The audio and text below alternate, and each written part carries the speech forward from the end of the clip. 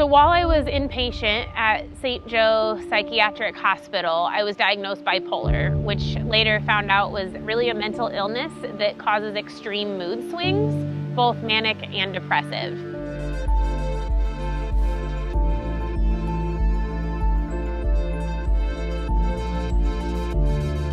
So I would say my official bipolar journey started my senior year of high school. I had a pretty normal life. I was energetic and had a lot of friends. I worked at Build-A-Bear. Then one day I woke up and it was the middle of the night. I was very eager to accomplish some tasks and started making a whole bunch of lists. Then I started to get hungry and I went down to the kitchen and started making some pancakes.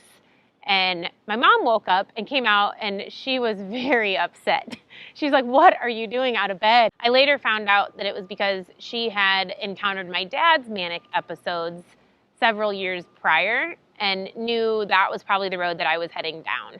I had many memories of some increasingly kind of crazy behaviors. I became fixated with doing things. I couldn't stop. My mind would race from one thing to the next. My mom wouldn't leave me alone and would have people come over to babysit me and hang out or do something as it went on for several days. We were watching a movie.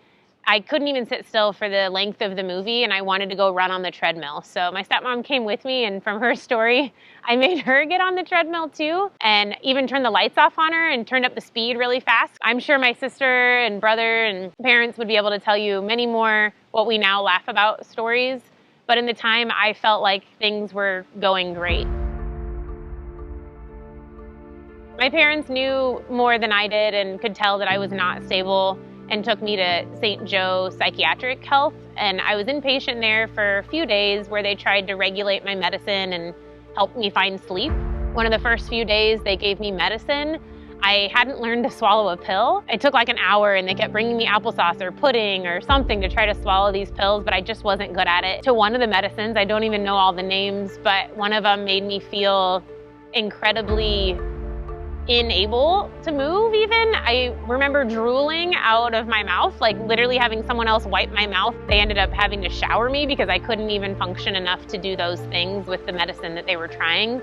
And it seemed like nothing was working. At that point, I saw the doctor and they put me back inpatient at Parkview Behavioral Health, where I stayed for almost a week and have some other scary memories of what the healing process was starting to look like. And it all seemed like a blur until I was regulated. Once I was on some medicine that allowed me to sleep and kind of come back to some sense of normalcy, I wanted to get out of there as soon as I could. I had no desire to stay. I remember crying to my mom and telling her she had to get me out.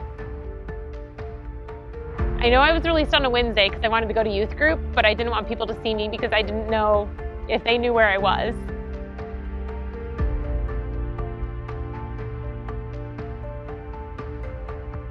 So taking medicine was never really my first choice, but I learned a lot like diabetes or asthma that medication was needed and it was a condition of my brain that I had no control over. I was on several different medicines for a while and even kind of a cocktail of a few at times. One of the medications caused a lot of weight gain. I think I gained 40 pounds in about 3 months' time and broke out in acne horrible. I never had to suffer with that as a middle schooler or through puberty as much, but at that time I looked awful. I would say it took about a year from when I first was in the beginning of mania until I got back to what I would consider my normal. Joyful and energetic, still driven, but not out of control. I continued on lithium for 10 years. Everything seemed great. And it was that time I went to go do my annual blood draws. And they were just checking for the abnormal, but my kidney levels came back that my creatinine levels were elevated. And they said my kidneys could potentially be damaged, that I needed to go off the lithium and hope for full recovery of my kidneys.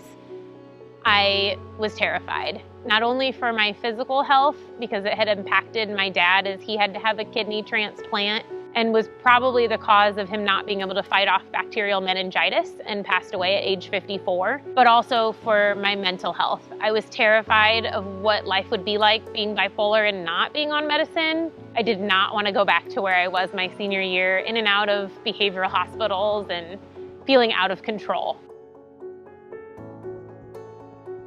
Doctor explained that if I just switched to a different medicine, we wouldn't know if it was working because I wasn't in mania. So basically I had to try it without and see how it worked. Within the next 4 years, without any medication, I felt pretty stable. And then I became a principal. I've enjoyed every moment, but I feel there's this underlying pressure that I put on myself to be perfect and do everything that needs to be done, which often results in some sleepless nights. I may fall asleep at, normal 8:30, 9 o'clock bedtime that I usually try to find, and wake up at midnight or 1 in the morning and just have all of the tasks that I want to go do on my mind. I've tried to force myself just to lay in bed and pray that God will find sleep for me. But waking up, go to take a bath or something that will calm my mind doesn't ever seem to help. Trevor and I even talked about if I should have to quit my job, which is the favorite thing of my life, but I know that's a possibility and that's scary. A couple of weeks ago was the first time when I had more than 2 nights that I really struggled to sleep, even when trying to take the medicine that was prescribed about 8 months ago. So I took a day off of work, went back to my psychiatrist, and he said that it was okay to go ahead and double the medicine and let me know that while it is an addictive medicine, I shouldn't be scared to take it, and it's more worrisome that I would go into a deeper mania if I didn't. So I was able to find rest again, but even since then, I've had another sleepless night or a random one here and there that just keep coming, and I know it's going to be a lifelong battle.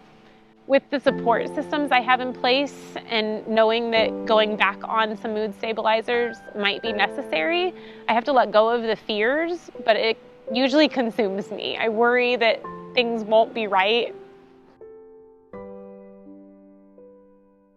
Back in my senior year when I was first diagnosed, I thought maybe I would never be normal again. Once things started to get to more regular, then I didn't even consider myself bipolar, really. I had normal life for so long. It wasn't until recently that I knew this is truly a lifelong battle with ebbs and flows and moments that I know that I can't control and that I will always be bipolar, but I don't allow that to define who I am. Some people say that with mental illness or even a physical illness that they blame God for what happened to them. God made me in his image, but I'm not perfect. And there's sinful world all around us. So my chemical imbalance is just kind of a result of that. If anything, I've relied on him more because I know I need him in my imperfection to be perfect through me. I would say I've had several conversations with parents of students that have struggles at school and not sure if they should start some medicine, or teens that are going through mental illness, or even some adults recently that were diagnosed bipolar and looking for someone to be able to relate to. There's people out there that struggle and don't realize there's other people kind of in different situations, because I know we're all unique and no one story is the same, but able to connect and reach out with people and be the voice that God would have me to be is sort of my hope and goal.